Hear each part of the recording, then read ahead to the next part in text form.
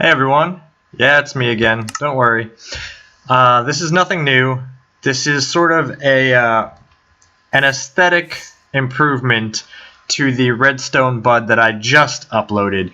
So yes, there are two videos within an hour or so of each other, depending on how long it takes to upload. But it's just because I uploaded the other one based on functionality before I really thought about how it might be made to look better and not just be functional. So here's an example of a way you might use this as a secret door. So someone comes along, they see that, and they think, oh, door. And of course, if you make it out of something stronger than just plain dirt, it'll be harder for them to get through. But they think, oh, door. Clearly there's a way in, they see the button, and they press it. But that's all that happens. The door doesn't open.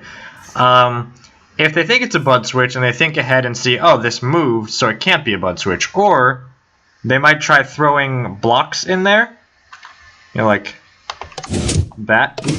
Get a little closer. That. And that's all that happens. They still can't get in, and they've just kind of made a pillar. And so nothing changes there. If they put an immovable block there, it still does the same thing. It stops the piston from extending, but that doesn't do anything for them. They still can't get in. So what they don't know is that, of course, this is our area where we have that Redstone-specific block updater. So if we get our redstone ready, drop that, we get our redstone back, and then our door opens, and then closes behind us. So you'll notice, in order to make this work well, I did add some more repeaters here just to make the signal a little bit longer, long enough for you to grab your redstone and then come back and then walk through the door without getting it shut on you. But yeah, so all I did was I took that same redstone burnout detector thing. I ran it into this inverter to open this piston door, and that's all I did differently on that side. And then on the front end, for aesthetics and to do that, all I did was put a piston under there. I put a sticky piston there with an inverter going into it from the button. So the piston is extended and fills up this gap and fixes that little aesthetics issue that I mentioned before, where you have a gap but you need the block above it. So in this way, it just looks like a solid wall, and they can't tell at all that there's anything there except for that. So yeah, and you could even, if you really wanted to be cheeky, you could make this button a regular BUD instead. So you'd have a BUD that opens this for the Redstone-BUD to open the door, but then you're just kind of going overboard, I think. But yeah, so this inverter keeps this piston extended, which closes this hole and makes this wall look solid. And then when you press the button, obviously it turns that torch off, which retracts the piston and opens that up. And that's the front part of our Redstone-BUD, of course.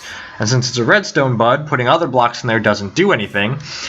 But putting a redstone potential carrier in there triggers the BUD, turns on this extended pulse, opens the piston long enough for us to get in. But at the same time, by the time we do that, this piston has already extended again because the button signal has ended, which breaks the redstone, gives it back to us, and lets us run through the door. With enough time to spare, but not so much time that by the time you get through, it'll stay open for intruders.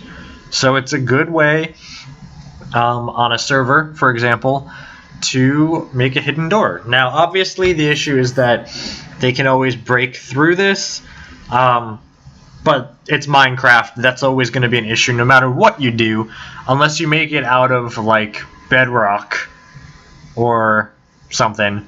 And if you do that, then you can't make a door out of it because you can't move it.